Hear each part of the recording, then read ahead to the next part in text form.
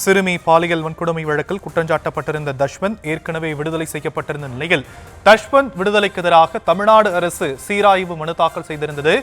இந்த நிலையில் அந்த மனு தற்போது தள்ளுபடி செய்யப்பட்டிருக்கும் அண்மை செய்தியை நாம் பார்த்து வருகிறோம். தமிழ்நாடு அரசு தாக்கல் செய்த இந்த சீராய்வு மனு தற்போது தள்ளுபடி செய்யப்பட்டிருக்கிறது.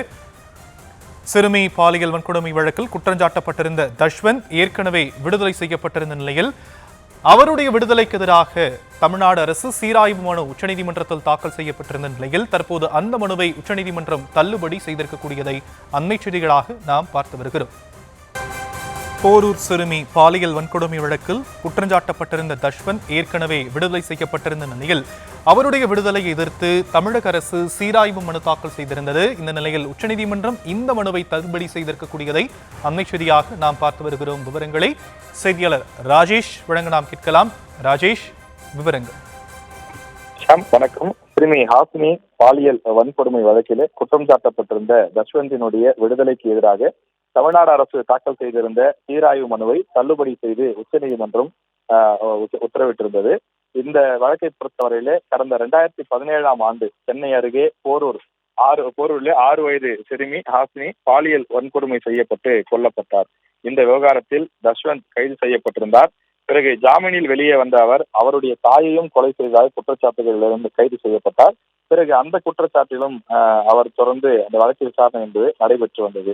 அவருக்கு செங்கல்பட்டு மகளிர் நீதிமன்றம் சிறுமி பாலியல் வன்கொடுமை வழக்கில் மரண தண்டனை விதித்திருந்த நிலையில் சென்னை உயர்நீதிமன்றமும் அதனை உறுதி செய்திருந்தது.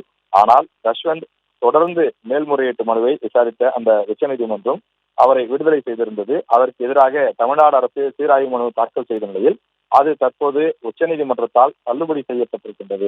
தஷ்வந்தை பொறுத்தவரையிலே கடந்த 2 மாதத்துக்கு முன்பு அவர் விடுதலை செய்யப்பட்டிருந்தார். அப்படி அவர் விடுதலை செய்யப்பட்ட போது தமிழகம் முழுவதும் ஒரு பெரும் பரபரப்பாக இருந்தது.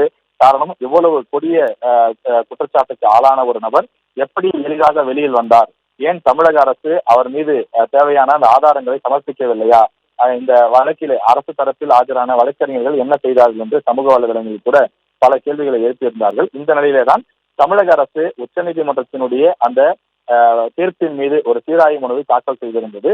ஆனாலும் தஷ்வந்தினுடைய தந்தை உள்ளிட்ட அவரது உறவினர்கள் சிலர் தொடர்ந்து தஷ்வந்துக்கு ஆதரவாக தொடர்ந்து வழக்கறிஞர்கள் மூலமாக உச்சநீதிமன்றம் வரை சென்று அவர்கள் போராடி வருகின்றார்கள். எனவே அவர்களுடைய வாதம் தான் வெற்றி பெற்றிருப்பதாகவும் உச்சநீதிமன்றம் தமிழக அரசினுடைய சீராய்வு மனுவை தள்ளுபடி செய்வதாகவும் அறிவிப்பு வெளியிட்டிருக்கிறது.